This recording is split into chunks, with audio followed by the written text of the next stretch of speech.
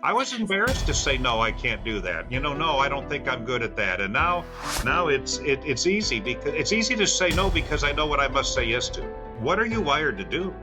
And then how does that impact the company that you're running? Because it's going to be an extension of that. And I think until you decide what you're designed to do and how that is going to guide whatever it is you're leading, I think you.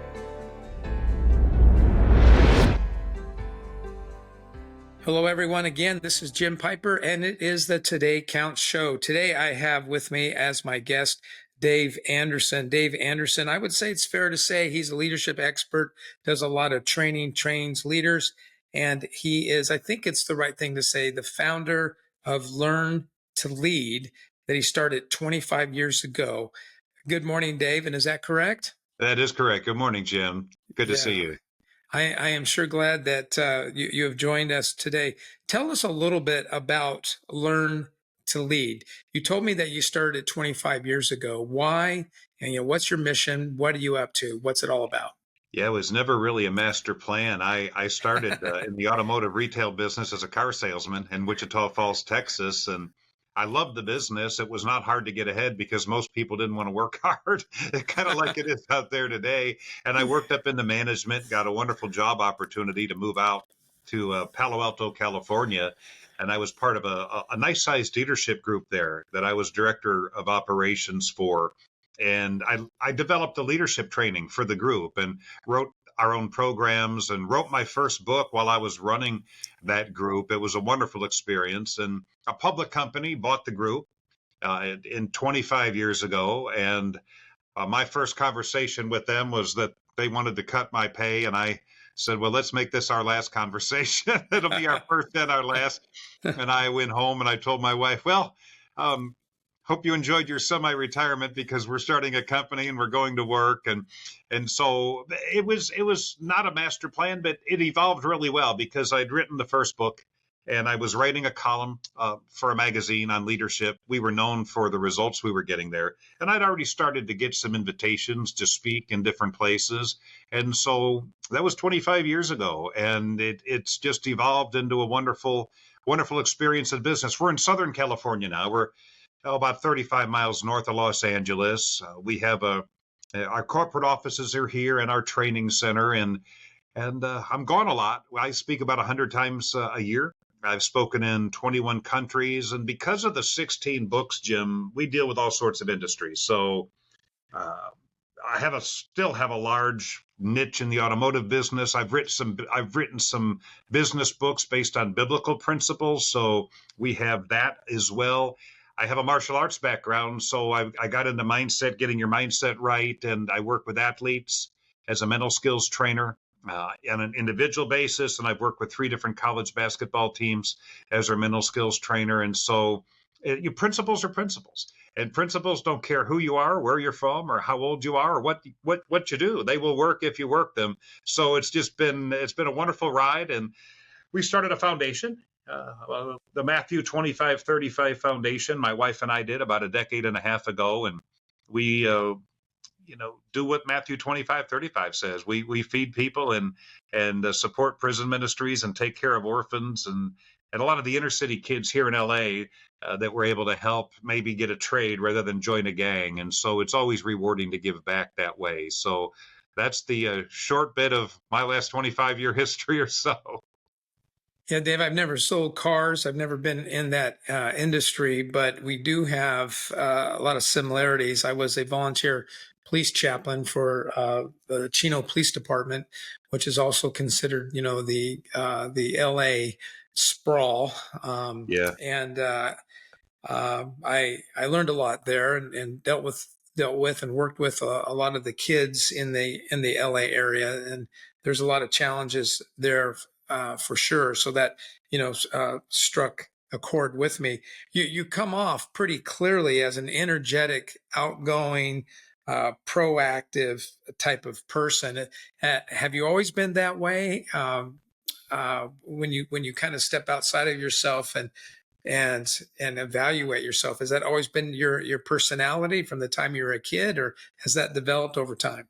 No, it was odd because even as a kid, I was a really early riser, Okay. even as a teenager, which is really rare. I was an early riser and an early to bed type of person. And I always had a lot of energy. It wasn't always spent in the right places. A lot of times it was scattered, too many interests, chasing too many things. And so Hmm. I think like a lot of us, learning how to harness and focus that energy was a key for me. And like in our business, just really drilling down on accountability and leadership and holding yourself accountable and not trying to be everything to everybody in the training business, and just like get yourself right. And if you're a leader, get yourself right before you try to get your people right, and focusing on that niche rather than being a jack of all trades, if you will, in the training business, I think has really helped us grow and develop an identity. So it's about taking that energy and harnessing it in a way that's productive, I think. But it's always been that way for Yeah, me. yeah. Let's talk about that for a minute. I too struggled with that. When I was very young, as a teenager, until I was about 20. And I know maybe sound like I'm being hard on myself, but I had all kinds of jobs. I mean, I jumped from job to job to job to job while I was in school. And then, once I got that first corporate job with Bank of America, I think my shortest stint anywhere has been 7 years. But even when I started my own thing, I struggled to figure out what it is that I do. Um, and because often questions would come to me, do you do this? But what I didn't hear, do you do this? I heard, can you do this? And so, especially when you're in the beginning and you're trying to put food on the table, your default answer is yes. Yes, we do that. Yes, I do that. But Sure. I've also found, working with my clients, that a lot of people struggle with that. A lot of companies struggle with really defining who they are and what they do better than anyone else. Do you find that as a common topic in your leadership training? Oh, it's pervasive, I think. I think it's pervasive. It's everywhere. I was that same way. So many of the people, I do a lot of Zoom coaching, one-on-one coaching with executives and athletes and so forth. And it's just getting them to do what I had to do back a few decades ago when I finally looked in the mirror, and it's like, I got to understand I'm not really great at that many things. Okay. So part of growth is identifying what are your gifts. I mean, there's a difference between an ability and a skill. Okay. An Mm-hmm. ability is the capacity to perform a task. Okay. So some people have the ability to interview or the ability to hold someone accountable, but it's not a skill. A skill is an ability you do particularly well, something you do particularly well. And usually that's going to be because you have some talent for that. You have some wiring for that makes developing that skill a little bit easier. And we all have talents at something, but certainly not everything. That's why we need each other. That's why we need to build a team. And it's being mature enough really to look in the mirror and say, this is what I'm good at. And I had to face the fact that I'm really not good at much. But the two things I felt like I can do, which is write and speak and communicate and be impactful in that way, I needed to spend more time there. So first you have to identify, what are you wired to do? And then how does that impact the company that you're running? Because it's going to be an extension of that. And I'm not good at technology. I'm not good at accounting. I'm not good at social, and I'm not trying to get good at that stuff. I have people that are good at that stuff. I'll outsource that. I'll delegate it. I'll automate it. I need to be able to stay in my zone. And when I start to get out of it, I make a mess of things. And I'm over Mm-hmm. involving myself and I'm micromanaging and making talented people frustrated because it's like, get back in your lane. Now, that doesn't diminish my authority in those areas. Right. I still have the final say and I still set the expectations, but I'm hiring people who are good at figuring out how to meet that expectation in a way that doesn't violate our processes or values. And a lot of people never get to that point. They brag about being that jack of all trades. They take pride in it and they're just worn out. And they can get good at some things, but they never really become exceptional at anything. The good and the great things get in the way of the exceptional things. And I think until you decide what you're designed to do and how that is going to guide whatever it is you're leading, a church, a company, and what type of team you need to bring around you to supplement what your weaknesses are, I think you put a lid on yourself. And I did for a long time. I was embarrassed to say, no, I can't do that. No, I don't think I'm good at that. And now it's easy, because it's easy to say no because I know what I must say yes to. And if you don't know what you must say yes to, the things you're gifted to do, you don't know what to say no to. So you're spreading yourself way too thin. Yeah, if I could, I'd like to kind of tag team with you on that and add to that. I think that, I already inferred it, implied it, that in the beginning of Lead Today, I really didn't know. What shame on me. I mean, I was 48 years old when I started it. I should have, but I didn't really know what it is I was trying to accomplish. And I could fool myself into believing that I was multi-gifted and AKA jack of all trades, to your point. But as I grew through that experience, I not only realized and came to the conclusion that you did, is that, I'm really good at this, and I'm really good at this, and I'm really good at this, and I have received feedback that I'm good with this. And, for example, for whatever reason, I do really well unraveling conflict. Mm. That's something that I do really well. I'm pretty good in a strategic place where I could sit and listen to a team, and I could see the holes. I could see the things that could be. But I also sought help in helping me figure this out. And I remember one story was that I was kind of at a fork in the road, because most of my career success has come from the idea of executing tasks, executing things. And I was kind of addicted to that executing idea, because I was good at it, and I was receiving love for it. And so, all of that gets involved in your psyche, and it's difficult to escape, even if you could do something different better.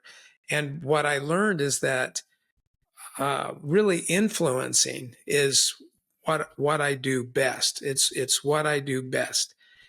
But I had to let go of executing to elevate myself to get better at that. And then I would say, then finally, once I made the intentional cognitive decision to let go of that guy who's always getting tasks done, stuff done, because for me, it was an appetite that, no matter how much you got done one day, the next day there's that pile. It just keeps on coming. It's almost like the more you get done, the more that comes your way. But then I grew to a place, Dave, where I actually was able to say, I'm not even sure, for me it's relevant whether I'm good at this or not good at this, because some things I simply don't want to do anymore. and there are things where now I say, yeah, I'm good at that, but I don't want to do that, because it takes away from what I really want to do. So one of the big questions I ask my clients when I see that they're at this weird place, they're stuck. And, maybe I'm detecting burnout. Maybe I'm detecting boredom. Maybe I'm detecting, a lack of purpose, in their life. I'll simply ask them, Jim, do you even want to do this anymore? And it's amazing how many of my clients said, I've never even thought about that. And some of them come back and say, I don't want to do this anymore. So we're not talking about, like, I think I use the word trait the way you use the word ability. So I took some notes there. I agree with you there.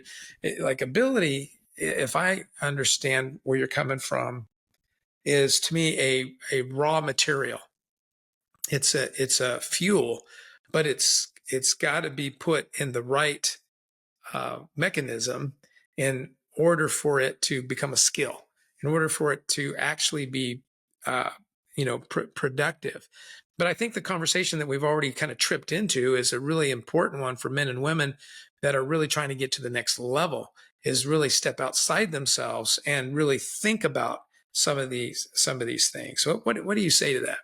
Oh, I think you brought up a couple of really terrific points. You know, sometimes I think we glorify busyness.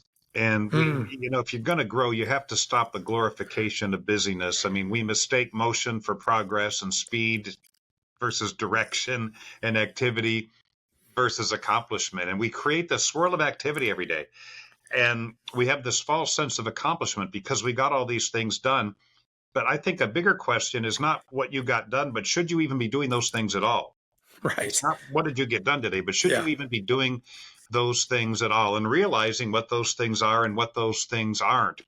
And, it's, I love what you said about being good at it, but still not wanting to do it. There's some things I'm good at, but it takes me away from the things I need to become exceptional at. Exactly. So I Yeah. have to give up to go up. You Yep. have to make trade offs. There's only so much time and so much energy. So you have to make trade offs. It's giving up to go up. And then I think the question you asked that person about, do you even want to do this? I was working with a college basketball athlete. They're paying them now, Yep. and they're paying them a lot. Some of them are making more than professionals. It's crazy what has happened. And I watch body language and I watch game films and I have conversations with him, and I could just tell something had changed from his junior to his senior year. And he'd been playing basketball since he was like 5 years old. And he always had the aspiration to become a pro. I could say he's not having fun anymore. Not having fun anymore. So I asked him a question no one had ever asked him. Do you still want to do this? Mm-hmm. Do you still want to play basketball? Or are you just trying to meet someone else's expectation for what they think you should be Yeah. because of what you've always done, because of your height, because of what your skill set is? He said, no. He said, you know what? I want to do business. I want to go into business. I've got an entrepreneurial mind. I don't want to do this. I said, okay, well, that's clarity. And until you have clarity, you're just really misusing a lot of energy. And I I'm think that's impressed. a great thing to get someone to Yeah. realize. I'm impressed he even knew the term. Yeah. Um, maybe is he a business student? Is that maybe that's where he learned the Yes, he term? had, Yeah. and even through his years of college, he was always had a side hustle, if you will. There was Yeah. some little business, something that he had going on, and I could see it in him. And he made a little money this last year. They paid him $500,000 to do a very average season, and so now he's got some capital. And he doesn't want to travel. He's got a girlfriend. It's like, let me start a business. Let me go into business. That's what I really want to do. And maybe it can be a business that's somehow connected to basketball. It I could think, be. yeah, I think achievers struggle with this a lot. I think that we live with a pass fail mentality, and to your point, which I think is very good, we have this image, that once we step outside that image, we don't even know who we are anymore because we've attached what we do to who we are, No. and that is so easy, so easy to do. So it's like if I quit playing basketball and then I must be a quitter. I must be a failure. I must not have been good enough. Those are all the voices. And some of those voices, there may be voices out there that say that, but who cares? It's your life, and the truth. You got to follow. I'm not talking about relativism here, but what I'm simply saying is that, man, if you don't have a fire in the belly, my mentor used to tell me that to be a good leader at anything, you got to be the number one believer. And whatever it is that you're doing, you got to be the number one believer. You can't be the number two believer. You can't be the number three. If you really want to get to that next level, and you've got to believe. And so, in the story you're telling, you know, if everything in him says, man, I want to create things, I want to bring value to a company and see the win and get the backside of the deal, which that's usually what that term involves, is, I mean, that's good for him. Good for him, because it takes courage to walk out of the persona that we and others helped create, that may no longer work for us anymore. Let's take a brief break from the podcast to let you know that our very own Jim Piper has released a brand new book called Story: The Art of Learning from Your Past. Everyone has a past, but not everyone learns from it. Jim unpacks lessons in this book that help leaders and learners understand the potential our past has to impact our present and future. Be sure to grab your copy of the book Story where books are sold. All right, let's get back to the podcast. Oh, it's so true. And I think one thing that helped him come to that place, and I think it would help anybody come to a similar place, is early on when I work with an athlete, we identify what is your identity as a person, and it has nothing to do with what you do. Leave that out of it. Okay, are you a father, a brother, a son, a Christian? What are you? What are the traits? What is your identity? A kind person, a compassionate person, a generous person, and we come up with this personal identity reel. And it's because if you identify yourself with what you do and you have a bad game, all of a sudden you feel like you're a lot less good about yourself as a person. And it hurts your self-esteem and your self-confidence. Self-esteem is how we feel about ourselves. Self-confidence is how we feel about our abilities. So if we tie our identity to what we do, we're going to have an overinflated value of really who we are when things are going well, and a very detrimental image of who we are as a person when we're struggling. And so we have to separate that. So he was able to say, yeah, basketball is not my identity. I've got these other things. I'm creative. I'm energetic. I'm a giver. And I want to take this part of my identity and put it into business, And it was an easier transition because he knew who he was up front. But we've even done that in leadership, right? I mean, because we use terms like he's a good leader, she's a bad leader, she's a good leader, she's a bad leader.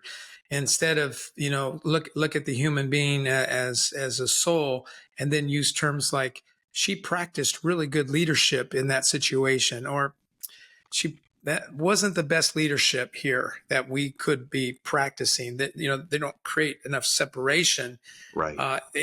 So for example, I know that I lead better when I can differentiate myself from the thing that I'm trying to lead. One person once told me to see myself as a physician and to see what I'm trying to do as the patient, and keeping my objectivity there. I had another friend who told me that the danger of becoming an advisor to one company, where you get swallowed up in that one company and you're there for a long period of time, you end up becoming so much, you become so much of the fabric of that organization that you can no longer differentiate and stay objective. So I do think that what we're talking about is really important. But going back to what we were talking about before, and we haven't really left it, but we just kind of expanded on it. We were talking about, how does one know? How does a company know? How does an individual know that this is what I'm about? This is what I'm after. Something that I don't know about you, Dave, with all the things that you have created. You've created a lot of things. You've created a curriculum, and you've written, 16 books. You have to create every time you get behind a podium to speak.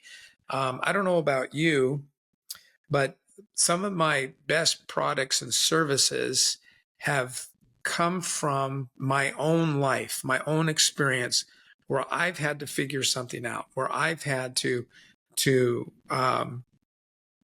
learn, and then it becomes incarnate.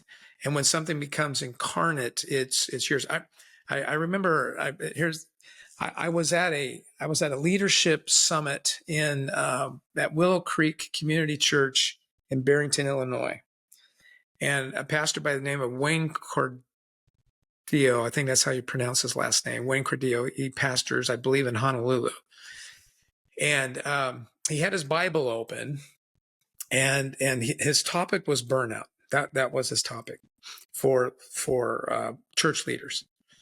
And he held his Bible up. And for those of you who are listening to this podcast and you're not watching the podcast, just imagine holding a Bible up with it open in the palm of my hand.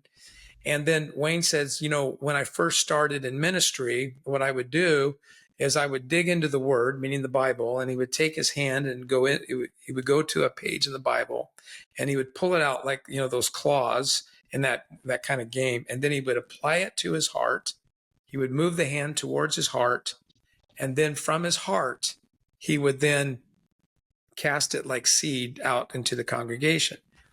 Then he said, as my church grew and it got bigger and I became more of a CEO than, a teaching pastor, sometimes that happens. And I also got better at speaking, and I've also became more and more familiar with the passages in the Bible. I found a shortcut. And he held up the Bible again and he dipped into it just like before. But instead of bringing it to his heart, he went right from the text and then he sprinkled it to the people. And what he explained, and it was such a powerful image, what he explained is that he was robbing himself of the process of bringing things in, letting it change me, therefore becoming this powerful incarnate message then flowing out of me. And I say all that to say this. One of the things that I have found to be helpful in working with executives and entrepreneurs and leaders, one of the first things I do is, you mentioned athletes. I've been coaching sports for a long, long time. And, when you think about the little kids who are trying to learn how to dribble a basketball, and besides the fact that they're double dribbling, all over the place, their focus is on the dribble. They're looking at the ball and they're looking at their hands. Same thing with soccer. You see them dribbling, but their heads are down. And, a lot of leaders don't realize it, but in time, they have their heads down. And you can't do much when your head is down. You might be amazed by your dribbling abilities, but you don't see who's open. You don't see what opportunities are out there. You don't see what's coming right at you. You're just not aware. But when you can dribble with your head up, then and almost second nature dribbling, then you see the opportunities, you see the obstacles, you see who is open. And so from a leadership perspective, the same is true. And what I like to do is I like to encourage people to get their head up by starting with this question: what do I want to do with the rest of my life? What do I want to do with the rest of my life? And then there's an exercise that I take them through. But I think, to your point, people get so much in the grind, Dave, that stuff like values. And when this is all said and done, this is where I want to be. A real quick story, one more, because I want to ask you about a really important topic about accountability here in a second. But I went to go visit Mike Andres, who at the time was the president of McDonald's USA. He had just taken the helm. The company was it wasn't in good shape. Franchisees were wanting to get out of their deals. The stock was down. There was unions trying to move in. The menu was a mess. Everything, the culture was a mess. The books that you and I would study if we went back to the university would tell us that McDonald's was a real estate company, not a restaurant company. And I remember reading that at the University of Redlands in Southern California. That was actually in the textbook. When I went to go visit Mike, he said, well, the first thing we're going to do is we're going to remind the world, including ourselves, that we are a restaurant business. We are not a real estate company. And this is what this means.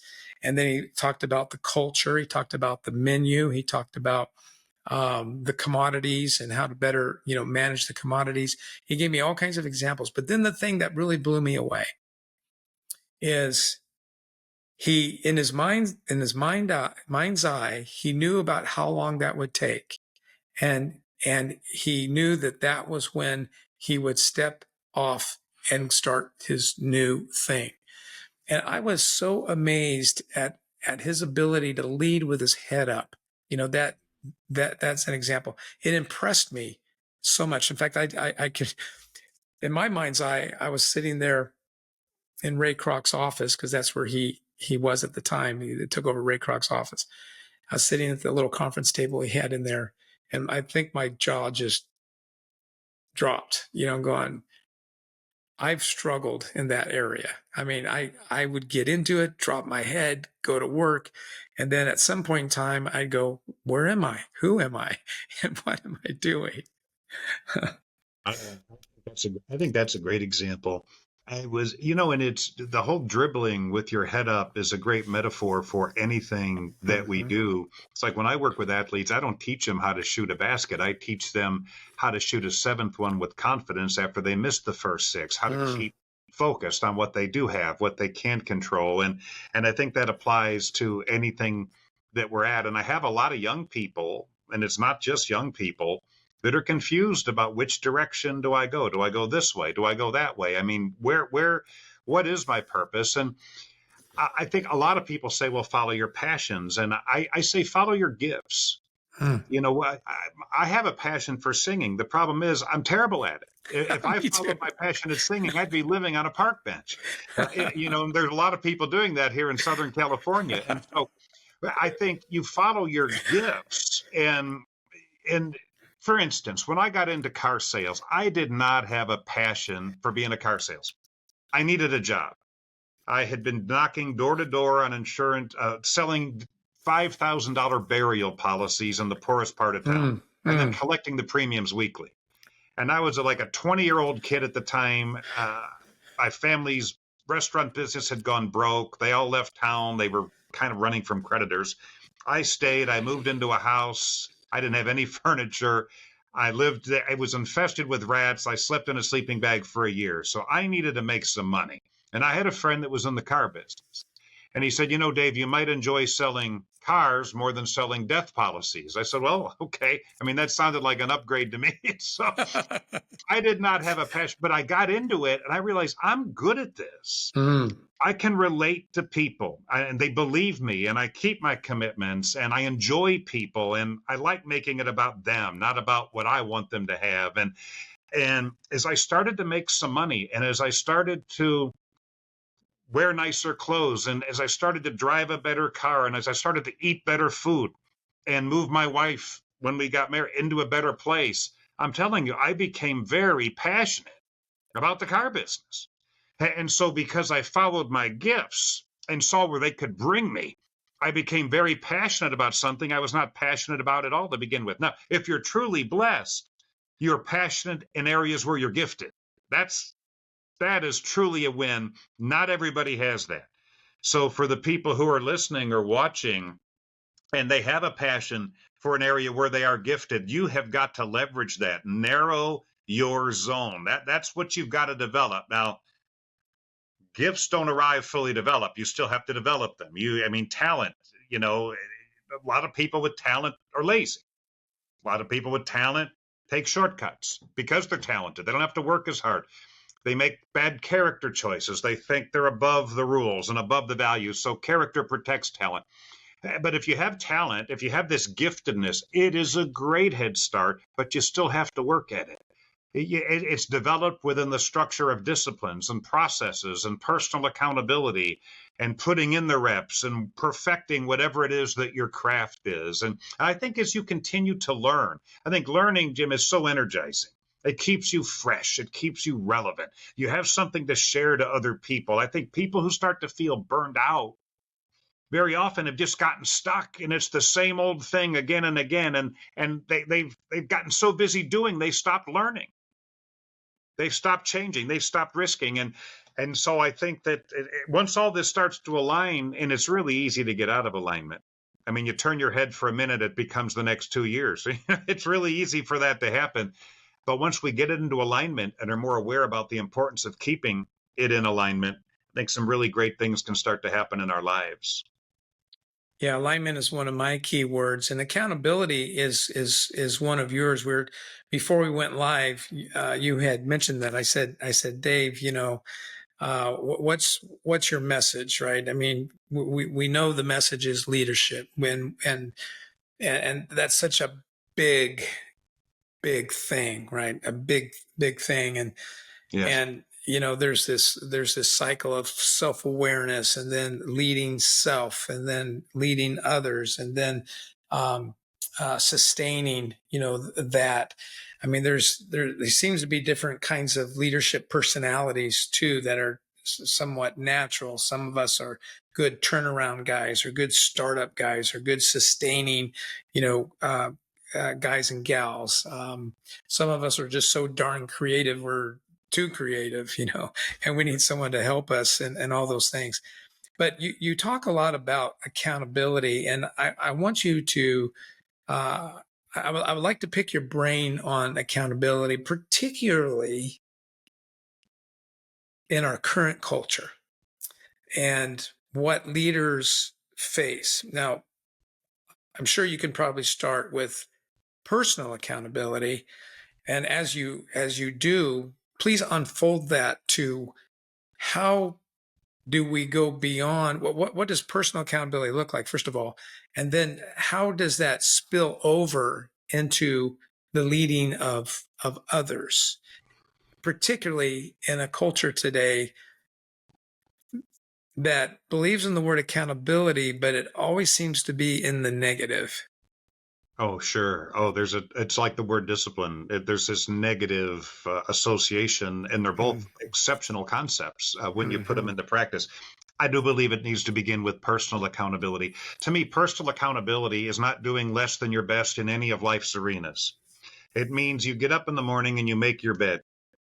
Okay, it means you don't leave the dishes in the sink.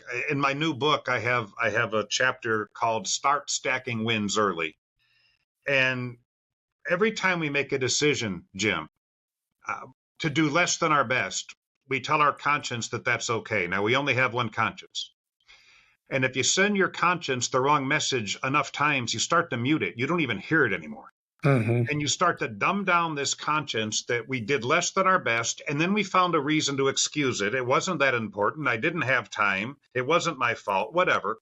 Now, we bring that same conscience into our arena, no matter what you do, and you've already conditioned it to do less than your best, and you don't even realize how it's impacting you. So to me, personal accountability begins from when you wake up in the morning, expecting more for you, not under challenging yourself. If you under challenge yourself, you cheat yourself. And so it's getting the little things right, following a good grooming process, hydrating, taking the right vitamins, putting some nutrition in your body, not watching the news and that nonsense that's going to mess up your mind and feed the negativity bias that's already inherent in your brain, but have a mindset routine where you're tuning it up with some positive things, whether it's affirmations or devotional reading or prayer, meditation, whatever you do. And you're stacking these wins. You're doing the best you can wherever you're at. And now you're holding yourself to this higher standard. And now you have the credibility to expect others to do likewise. It's crazy to see how many leaders talk right and walk left. They talk about raising everybody else's bar, and theirs is so low, they're tripping over it. And I'll give you an example. I had a coach, and I tell this story in the first chapter of my new book, and he picked me up at the airport. It was the first time I was going to talk to his team, and he said, "Dave, I hope you're going to talk to them about the concept of how you do anything is how you do everything." He said, because it's an important concept, and they're getting sloppy off the court, and it's carrying onto the court. They're cutting corners. They're not precise. They're not sharp. And I said, well, Coach, I always talk about that because, number one, it's not a cliche. It's true because of the way you condition your brain. How you do anything is how you do everything. I said, but Coach, do you really buy into that? He said, well, of course I do. That's why I want you to talk to them about it, because they're not buying into it. I said, well, the reason I ask, and no disrespect intended, I'm known as being somewhat direct, but I think you can speak truth in love. I said, Coach, the truck you picked me up at the airport, I said, the back seat of it looked like someone had vomited up a rummage sale. I said, you have clothes on the back. There's water bottles. The floor mats are filthy. I'm sitting here in your office. This guy's making $3 million a year.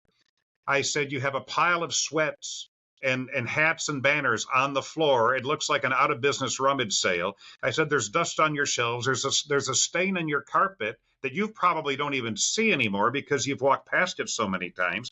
I said, I think the reason they're not paying attention to it is they don't see you living it. They'd rather see the message in you than hear it from you.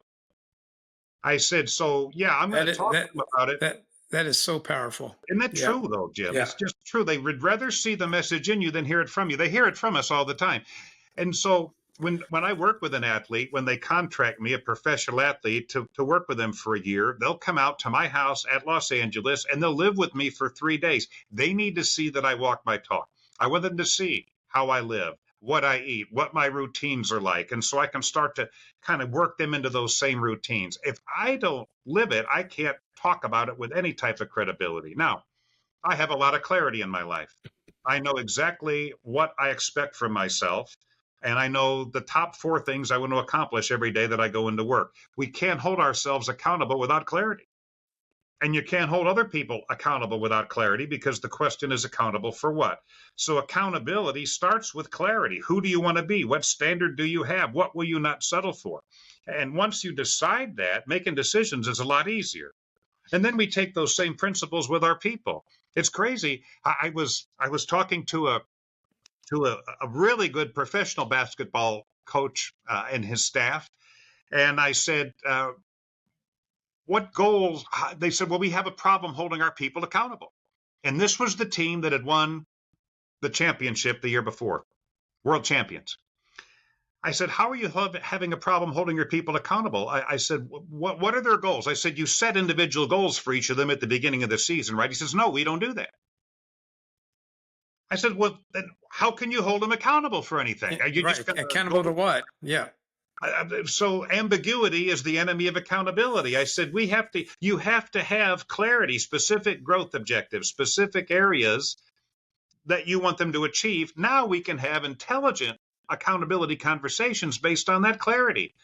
And I have a 2-day seminar called How to Master the Art of Accountability. And people get we talked 2 days about accountability.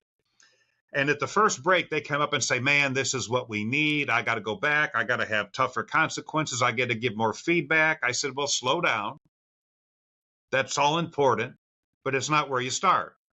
I said, "First, you've got to be resolutely clear about what you expect up front. What are the non-negotiable outcomes, your non-negotiable processes, your non-negotiable values, your non-negotiable daily activities that are most predictive of creating those outcomes?" They've got to be customized. They've got to be clear. They've got to be high enough. They've got to keep relevant. If you don't have that, you can't hold them accountable. And so accountability for ourselves and for others starts with clarity in those areas. What are the outcomes I want to accomplish? What are the values I'm going to live? What are the processes I'm going to follow? And what are the key activities, not the 40, but I limit it to 4. What are my key activities I need to engage in as a priority every day, despite the 40 things I have to do, that are most predictive of taking me to those outcomes? And once we have that, accountability is so much easier. But without it, it's a joke. It's not going to happen. And I think today a lot of leaders are afraid to be too clear. They're so afraid of offending anybody by expecting them to do a little extra or to be on time. Is it really an unreasonable expectation for someone to be able to get their rear end through the door on time? I don't think that's an unreasonable expectation. And so they're so reluctant to hold someone accountable, because good people are hard to find. And what if I lose them? And what if they get their feelings hurt? That without even realizing it, they leave it vague. Because if they leave it vague, they don't have to back themselves into a corner to actually have to have that tough conversation with somebody because they're not doing what's expected. It's a strategy of surrender, and they don't even realize they're doing it. That's really good. One of the things that I like to share that has worked for me, and in your strategy, in breaking down your strategy into daily tactics, right, and what I would call habits, is this mindset that, yeah, it's funny how people can push back. They'll push back and say, "But you don't understand.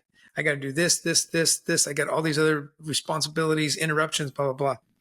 And so I have this phrase. Look, whatever you think, here's how you get from here to here. If you can't answer this question, and the first thing in the morning, if nothing else gets done today, what will get done? In spite of the interruptions, in spite of the workload, and in spite, can you tell me that if nothing else gets done, this is going to get done? Can you tell me what that one thing will be, or 2 or 3 or whatever? And I find that helps people with extreme clarity, right? They're able to they're able to do their work. They're able to do the things that they need to do. But when they have a focus on no matter what, this will get done today, they move ahead. And to your point, they build confidence. I tease a lot of my clients. I said, now, I only coach winners, right? That's my little jab, whenever I feel like somebody's plateauing or came back. I just want to make sure we still have a relationship here, because I only coach winners. I said, it stains my reputation. If we don't win, no pressure. Well, you also have a new book coming out that you referred to earlier, Elevate Your Excellence. Now, I guess it's not out yet, right? No, it's not. Our publisher sent us 20 copies. We got the first copies Friday, just a few days back, and it'll be out. It's called Elevate Your Excellence: The Power of Doing Ordinary Things Extraordinarily Well, from the minute you get up. And it's the least business-centric book I've written. I've written books on up your business and how to run your business by the book. Mm-hmm. This is more of a life book. This is more of about get yourself together, do your best in all areas, so when you're in the workplace, whatever your arena is, it comes naturally. The only way we can make something part of our nature, if you want to make excellence part of your nature, always doing your best. Doesn't mean you're always excellent at everything, but to you, it was an excellent effort. You gave it all you had, and you're trying to figure out how to do it better. The only way you can make it part of your nature, which is to where you don't have to think about it, is if you do it in all your life arenas. You can't turn excellence on and off. You can't have it be situational or occasional, depending on how you feel, or if you're getting credit, or if anybody else is watching, or if you don't feel you're fairly rewarded. It has to become part of who you are. To get more than you've got, you got to become more than you are. So it's about doing these ordinary things extraordinarily well, doing your best in all things, and then making it part of your nature to where there's not a switch to turn on and off. That's who you are. Whether you're at dinner with your spouse, you're talking with your kids, you're leading a church group, or you're leading a team in the workplace. And to me, it was an exciting read because it's evolved over the years of working with athletes on these little nitpicky things that really aren't nitpicky at all. The first chapter is called The Little Things Aren't Little Things. Great performance begins before it begins. You don't slop your way through the morning and then walk into your arena and flip a switch and all of a sudden have excellence show up. You didn't stack wins, you stacked losses. And now you're not going to get your first win until you walk into your workplace. I want 8, 9, 10 wins when I walk into my workplace every day, Jim. I have a sign above my office that says, be the boxer, not the bag. The only way I can come in as the boxer, not the bag, is I'm already in motion. I already know what to hit. I already have that focus. And I love what you said earlier about getting people focused. And I think this can become part of people's identity. I want to be a person of excellence. A husband of excellence, a wife of excellence, a father of excellence, and an excellent friend. And I want that to be part of who I am, but I'm going to have to stop doing less than my best in those areas. And I'm going to fall short, but I'm going to be more aware of it, so I fall short less often. And when I do get off track, I catch it faster, because I think most people, Jim, that are good folks, they're not held back due to lack of effort. They're held back due to lack of focus. They don't have the focus that really maximizes that effort. And so this book, it's going to be out in late August, but I think it's ahead of schedule since we already got our first copies in. You can pre-order it already on our website or on Amazon now. It almost seems to me like this book, Elevate Your Excellence, the book that you referred to coming out here in August, is an antidote to other folks that I don't mean to be, I don't mean to throw a left jab at them, but by the time they do get to work, they're already in a position where they're having to make a comeback. They're not winning. They're already in the hole, and every day they're trying to make a comeback. They're still getting dressed as they walk in. I mean, they're still they got their shaver going and they're doing their time. It's like, how ready are you to be here? And you're right. I love what you said. They have to make a comeback when they get into work. And momentum is earned.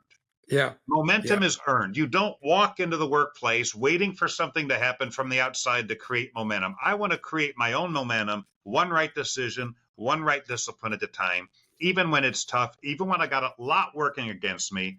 What can I do? What do I have? I can do my best. I do have the ability to do that. Let me focus on that. and I'll work through these times. But a lot of people don't think of it that way. They listen to the news on the way to work, and I know people, Jim, they arrive at work, they're so angry. It's like, do you know what I heard? And now they're making everybody else less productive. I'm aware of world events. I'm certainly not obsessed with them. I'm obsessed with the things I can control and trying to be the best I can be in the various situations I'm in. And I think that really changes your life. Dave, how do people get a hold of you and learn more about Learn to Lead? Yeah, learntolead.com is our website. Spell it out just like it sounds, learntolead.com. And we have something there. It's a great resource. It's free. It's called the Insider Club.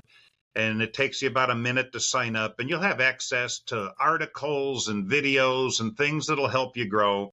Our seminars are there. The books are there. The pre-order for the new book is there.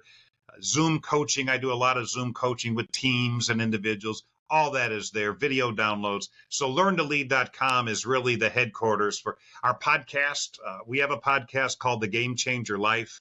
We have almost 500 episodes. It's downloaded in, I think, 173 or 74 countries. You can access that from there, or you can access that on any platform. I'm going to record one of those when we're finished here today. But go to learntolead.com. And you can take it from there, Jim.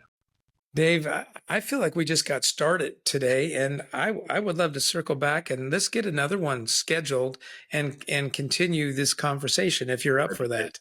That would be great. I think there's a lot more to talk about. I think we can have some relevant conversations that will connect with people. It's very real world, and it's things that will help them.